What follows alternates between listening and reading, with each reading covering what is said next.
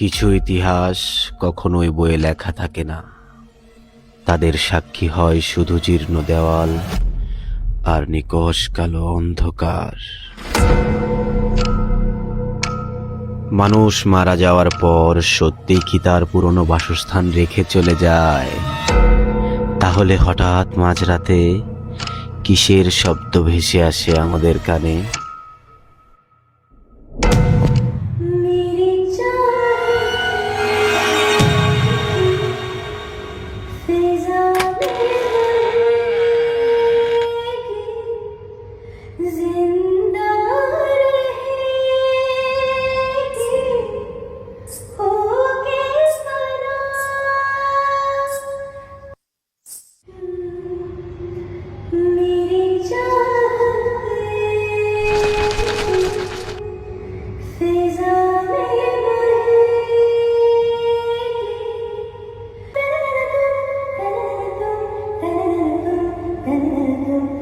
পারবেন কি এই প্রশ্নের উত্তর দিতে? যারা এখানে থাকতো তারা এখন কোথায়?